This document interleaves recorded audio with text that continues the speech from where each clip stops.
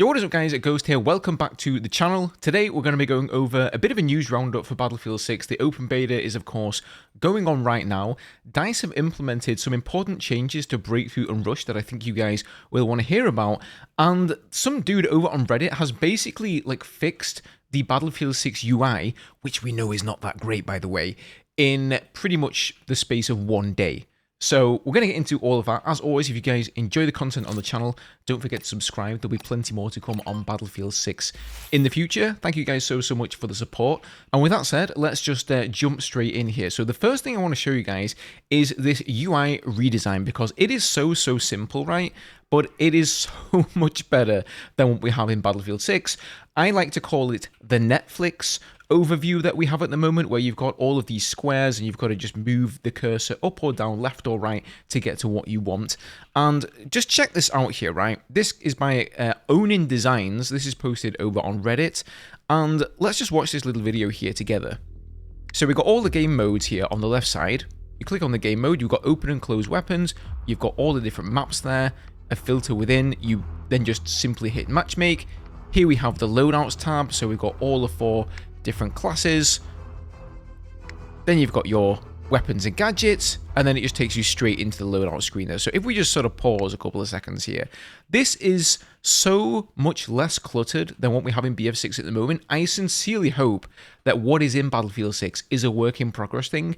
It's what we've had in labs as well, for those of you who aren't in labs and have been testing the game. And I sincerely thought that that was basically just going to be placeholder.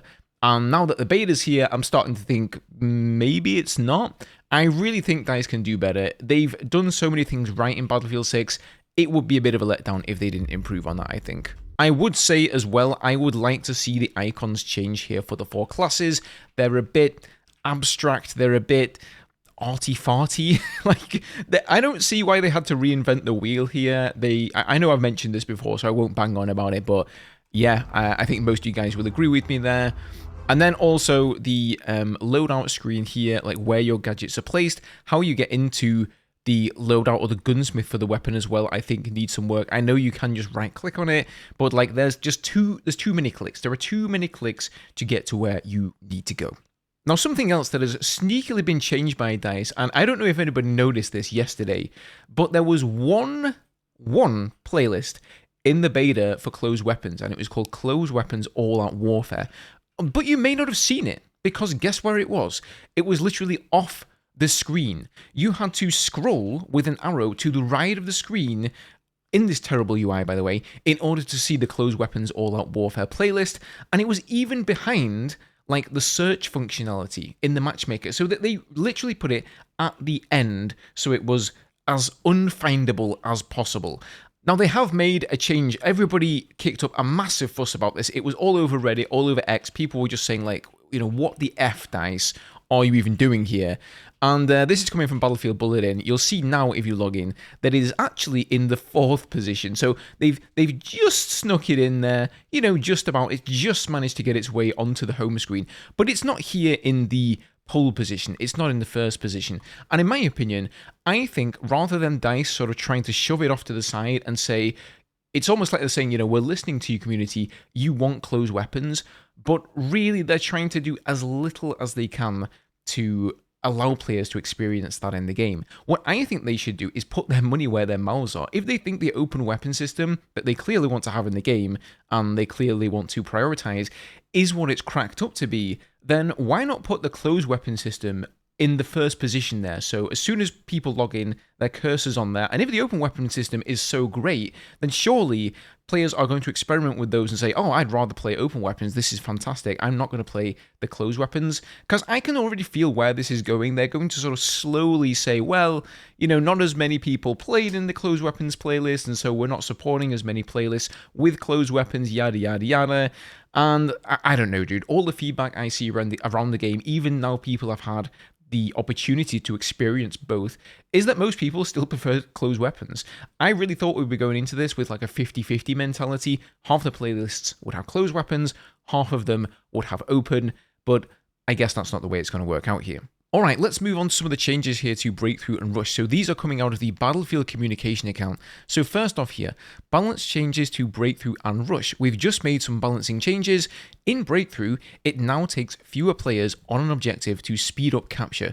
Also, defender respawn timers in both Breakthrough and Rush are now fixed at 12 seconds instead of the previous 6 to 12 second range. Try them out and let us know what you think. So this is going to give the attackers in Breakthrough a little bit, and Rush of course, a little bit more leeway here to really get on the objective and, you know, get it capped, because the defenders are going to have that longer respawn timer. And then also here we have MCOM timer changes to Rush. We've just made a change to Rush. The MCOM timer is now reduced from 45 seconds to 30 to better the balance between attacking and defending players. We'll continue to monitor and are ready and able to make further balance adjustments. There has been a lot of talk around both Rush and Breakthrough. I really think that whilst these are good changes, don't get me wrong, I think they kind of need to go back to the drawing board and look at every sector in pretty much every map for both Breakthrough and Rush, because there are just so many that don't feel good. They feel extremely defender-sided. There are so many situations where the defenders are like sniping into the attacker's deployment, and it just doesn't feel like it's had that much testing. I can tell you guys, it was tested in labs, not for like the longest time. I mean, I maybe had like, I don't know, a couple of hours on Breakthrough, a couple of hours on Rush. It wasn't very long, and I did give some of this feedback back then, so I'm not sure why that hasn't been changed. As far as I can tell, nothing's changed since labs. It's like exactly the same layouts as we played in those, but don't quote me on that. Maybe I'm wrong there. But either way, it definitely needs a lot of looking into. On the topic of Rush, I feel like 24 players is actually okay. I feel like Rush is supposed to be this middle ground between Breakthrough and like the smallest game modes in the game. So we've got, you know, like small stuff all the way down to 8 versus 8. Rush, of course, is 12 versus 12. And then we've got Breakthrough, which is between Rush and Conquest, full-size Conquest, 64-player. And I've seen a lot of people saying, I want 64-player Rush back, or like 48-player Rush. I don't really feel like that's where Rush should be. But I do think they also need to look into like the placement of the MCOMs, not just the actual sectors themselves. So a couple of other little tidbits here as well. Let's see. DLSS and DLAA issue update number 3. So for those of you who will be aware, like DLAA, DLSS, whichever one you want to call it, depending on if you're upscaling or not, this is not in the game. It was in the first beta weekend. It's not in now. And they say our team is still working to fix this issue so we can make DLSS, DLAA active on the Battlefield open beta. We'll post an update as soon as it's resolved. We thank you for your patience. I haven't logged in today, so maybe it's been done, but I'm sure they would have put out an update letting us know that it was fixed. So it seems it is causing them some major hassle here, because this is like the 3rd update on that. Then from Mr. Drunksy, the lead gameplay designer, he says, if you come from previous Battlefield games and you want your sensitivity to match what you played in the Battlefield 6 open beta, you can simply multiply it by 2. If you previously had the slider set to 5%, set it to 10% instead. So, bit of a tip for you guys there who have found that the sensitivity is way too low. I actually had mine at around 3% on 1600 DPI in Battlefield 2042, but now I have it at 11.2%. And that is directly from the mouse sensitivity website. I found it's pretty much spot on for me, so that's obviously a lot more than double. If I doubled it, it would be 6%. So I'm not really sure if what Florian says here is accurate, but basically, you're going to have to set your sensitivity a lot higher than what you're used to in past games. And then a couple of points here from David Serland. Roadkill chimes in and he says, I'd like to understand how your choices in the custom search impact the second map that you get thrown into. Will it stick to the same mode but a random map, maybe the same as the first, or does the choice only impact that first map? David actually says, this is a good question. I felt it wasn't 100% obvious when I used it either. So apparently David, the lead producer, doesn't even know the answer to this one, and it's a fair question, right? When you matchmake and you say, I want to play this map with this mode, what happens after let's say you get in that map, you get in that mode, what happens afterwards? Do you get placed in it again, or does it just put you back into like the normal generic matchmaking pool for every game mode and every map? And then finally here, somebody says, SBMM cranked today.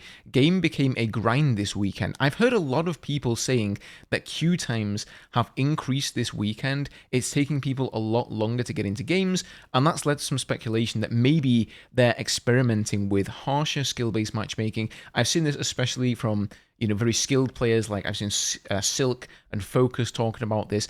But David does say, nope, we don't crank anything. So there you go, straight from the horse's mouth. Not exactly sure what that means. But apparently SBMM is not just something that they can just like snap their fingers and crank it up in the game. So yeah, guys. Hope you enjoyed today's video. Let me know your thoughts on this below. How have you been finding the second weekend of the beta? What do you think of Rush and Breakthrough so far? I see a lot of negativity, honestly, over on Twitter. People are acting like they've kind of gone from, wow, this is the best beta ever, almost to like, this is the worst beta ever. I feel like a lot of people are really over-exaggerating. I've been having a lot of fun.